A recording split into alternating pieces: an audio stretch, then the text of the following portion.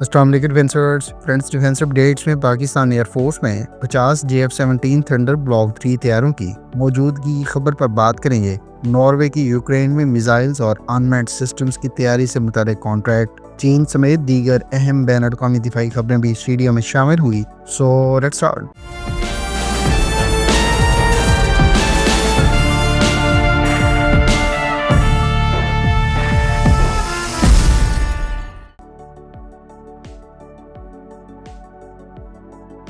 Friends, Namvar aviation magazine में recently छपे article में इस बात की पहली मरतबा तस्दीक की गई है कि Pakistan air force JF-17 thunder block 3 के टोटल 50 तैयारे इस वक्त इस्तेमाल कर रही है। गो के इससे पहले मुख्तलिफ विजुअल्स में तकरीबन 30 तैयारों की मौजूदगी की माजी में तस्दीक हो चुकी है। ताहम ये पहली मरतबा है कि पाकिस्तान एयरफोर्स के फ्लीट में JF-17 थंडर ब्लॉक 3 के टोटल 50 ऑर्डर किए गए तैयारों की मौजूदगी की एक लिहाज से तस्दीक की गई है। ख्याल रहे कि पाकिस्तान एयरफोर्स की जानिब से टोटल 50 JF-17 थंडर ब्लॉक 3 तैयारे ऑन ऑर्डर हैं, जबकि इन तैयारों की पाकिस्तान एयरफोर्स में इंडक्शन का आगाज गालबन 2022 में हुआ था। गो के एविएशन मैगजीन के इस दावे की अभी दीगर और मुस्तनद ज़राए से तस्दीक होना बाकी है। ताहम पाकिस्तान एयरफोर्स के पास 30 JF-17 थंडर ब्लॉक 3 तैयारों की मौजूदगी की इतलात इससे पहले सामने आ चुकी हैं, जबकि पाकिस्तान एरोनॉटिकल कॉम्प्लेक्स कामरा की जानिब से पाक फिजाइया के लिए तैयार किए जाने वाले JF-17 थंडर ब्लॉक 3 तैयारों की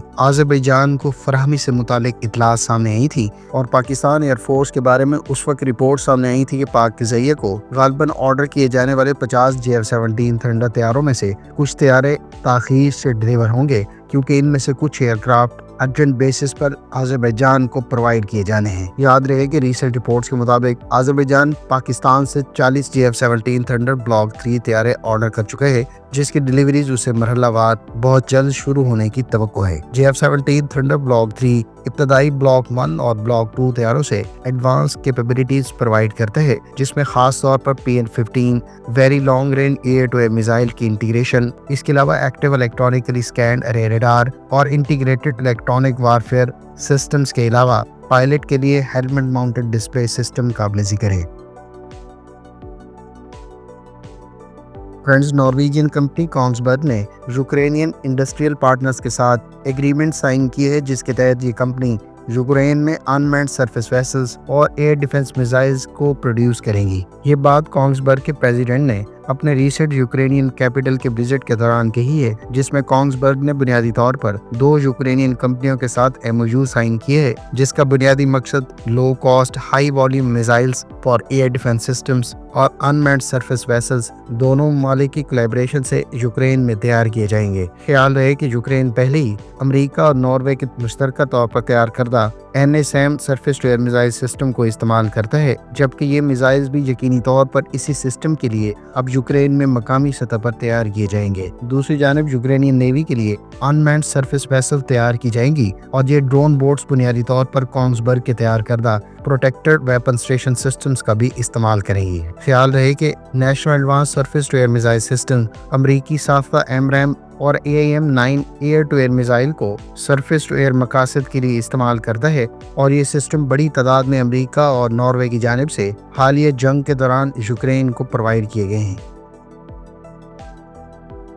इंडोनेशिया के बारे में इतलात है कि वो अपनी नेवी के लिए नियर फ्यूचर में डिलीवर होने वाली मल्टीपर्पज फ्रिगेट्स को फुल कॉम्बैट कॉन्फ़िगरेशन में कन्वर्ट करेगा, ताकि इन शिप्स की मैक्सिमम ऑपरेशनल इफेक्टिवनेस को इंश्योर किया जा सके। ख्याल रहे कि इंडोनेशिया ने अब से कुछ अर्सा पहले इटली से 2 मल्टीपर्पज फ्रिगेट्स अक्वायर की हैं। ताहम ये फ्रिगेट्स विदाउट मिसाइल्स डिलीवर होंगी और इस सिलसिले की पहली शिप इंडोनेशिया को इस साल सितंबर में डिलीवर कर दी जाएगी, जबकि दूसरी शिप इस साल दिसंबर में इंडोनेशिया के हैंडओवर की जानी है। गो के इन शिप्स पर मेन गन और दीगर सेंसर्स और सिस्टम्स नस्ब होंगे। ताहम ये ships without weapons Indonesian navy को प्रोवाइड की जाएंगी और इंडोनेशिया नियर फ्यूचर में इन शिप्स पर MBDA के तैयार करदा Aster 30 surface to air missile system की इंटीग्रेशन और दीगर एंटी शिप मिसाइल्स को नस्ब करने का मंसूबा रखता है। गो के एंटी शिप मिसाइल्स के बारे में अभी तक ये वाज़े नहीं है कि इन पर कौन से मिसाइल इस्तेमाल किए जाने हैं। ताहम हमारी अंडरस्टैंडिंग के मुताबिक नियर फ्यूचर में तुर्क साख्ता अटमाका एंटी शिप क्रूज मिसाइल की एक्विजिशन की भी तवक्को की जा सकती है। ये दोनों शिप्स दरअसल इटालियन नेवी के लिए तैयार की गई थी और इंडोनेशियन नेवी ने अपने रिक्वायरमेंट्स को पेश नजर रखते हुए ये शिप्स इटली से हासिल की हैं। इधर इटालियन कंपनी ने इस बात की तस्दीक की है कि वो अपनी U-212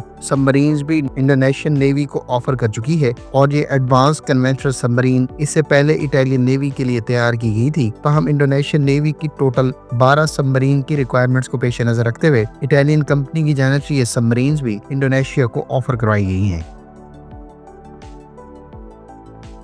तुर्की के मकामी सतह पर अपग्रेड किए जाने वाले F-16 फाइटर एयरक्राफ्ट को पहली मर्तबा बाकायदा एनातोलियन ईगल एक्सरसाइज में शामिल किया गया है। मीडिया रिपोर्ट्स के मुताबिक तुर्की एयरफोर्स के ज़ेरे इस्तेमाल वो F-16 ब्लॉक 30 तैयारे जिनको ओज़गुल स्टैंडर्ड पर तुर्की ने मकामी सतह पर ही मॉडर्नाइज किए हैं, वो अब बाकायदा तुर्की एयरफोर्स की सर्विस में सर्व कर रहे हैं और इस सिलसिले के इब्तदाई चंद एयरक्राफ्ट एनातोलियन ईगल एक्सरसाइज के 2025 एडिशन में भी बाकायदा हिस्सा ले रहे हैं। ख्याल रहे कि एनातोलियन ईगल एक्सरसाइज में पाकिस्तान एयरफोर्स की जानिब से भी शिरकत मुतवक्के थी। ताहम खित्ते की कशीदा सूरत हाल और फ्यूचर के किसी भी पॉसिबल थ्रेट को टैकल करने की गर्ज से पाकिस्तान एयरफोर्स ने इस एक्सरसाइज के हालिया एडिशन में शिरकत करने से माजरत कर ली थी। तुर्की की जानिब से F-16 ब्लॉक 30 तैयारों को काफी हद तक ब्लॉक 70 स्टैंडर्ड पर ओज़गुल प्रोग्राम के तहत मॉडर्नाइज किया जा रहा है, जिसमें तुर्की का मकामी सतह पर तैयार किए जाने वाला मुराद active electronically scanned array radar की इंटीग्रेशन और दीगर मकामी सिस्टम्स की इंटीग्रेशन के अलावा